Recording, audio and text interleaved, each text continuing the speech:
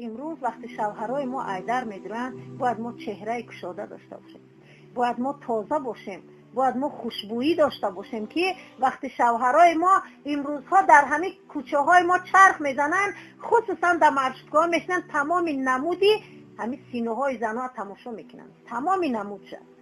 هم مرشدگاه یک بار ای سنشین تا او سنش رو هم خزنی میدروید دختره و زنکه و چی خیلی باشه به حضر تماشا میکنی، خم نشیده. اگر خم شید تانافاش میبینید. پس اگر زن که زینت داشته باشه، زیبایی داشته باشه، خوشبویی داشته باشه، همون مرد همون زنها دید چشمش میکنه میگه این زیباتر در خانه داره.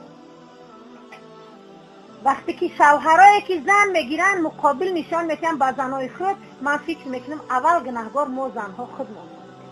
اگر ما نسبت به شوهر مهربان باشیم، اگر ما نسبت به شوهر پاکیزه باشیم، خودمون احتیاط کنیم از تمام مثال دیگر و دیگر کارها، الحمدلله شوهر ما را انشاءالله که حرمت میکنه. وقتی که بیچاره شوهر در جگه یک بار دست دراز میکنه، به همون بوی عرق و به همون بوی گاو و مال و دیگر با بیچاره چند بار اوس خورا خودم بفره. دیگه چقدر ما زنها مقابل نشان میکنیم که میگه پروردگار که اگر زنی که شوهر خود با رفتار خوب، با بازی‌های عاشقانه میگه، شب میگه او دعوت او را میگه قبول کنه، او را رضا کنه، میگه تمام پرنده ها در آسمان، تمام ماهی‌ها در دریا، تمام مخلوقات روی زمین میگه رحمت میفرستن بر همین زن تا صبح. اگر مبادا میگه در همین شب همین زن عمرش باقی نباشه و از دنیا گذره، الله او را جنتی میکنه. وای بر حال زنی که همون شب دعوت شوهرش رد کرد و تا صبح او شوهر خودش میدونه چگونه خواب میشود و تمام همین ماهی‌ها و پرنده ها و مخلوقات روی زمین و هم آسمان میگه برای همین زن لعنت میفرستن. نعوذ بالله. اگر مبادا همون زن همون شب دنیا گذاره، نعوذ بالله او دوزخ میشه.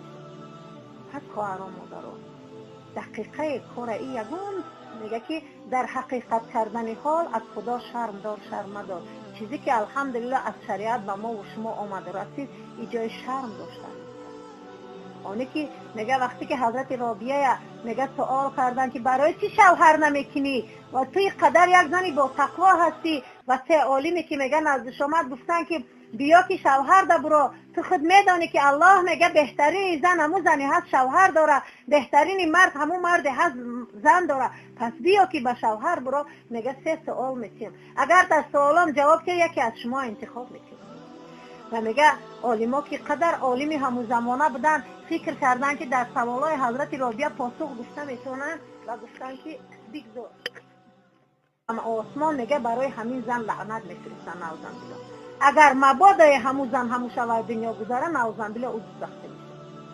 پس خواهران مادران، دقیقه کار این یگون میگه که در حقیقت کردن حال از خدا شرم دار، شرم دار.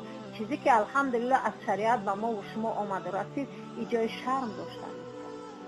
آنه که میگه وقتی که حضرت رابعه میگه سوال کردن که برای چی شوهر نمیکنی و توی قدر یک زنی با تقوا هستی و سه عالمی که روی دختره و زنکه و چی خیلی باشه به حضر تماشا میکنی، خم نشیده.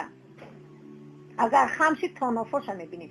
پس اگر زن که زینت داشته باشه، زیبایی داشته باشه، خوشبویی داشته باشه، همون مرد همون زنها دید چشمش میکنه میگه این زیباتر در خانه داره. وقتی که شوهرایی که زن میگیرن مقابل نشان میکنن با زنهای خود، من فکر میکنم اول گناهگار ما زنها خودمون. اگر ما نسبت به شوهر مهربان باشیم، اگر ما نسبت به شوهر پاکیزه باشیم،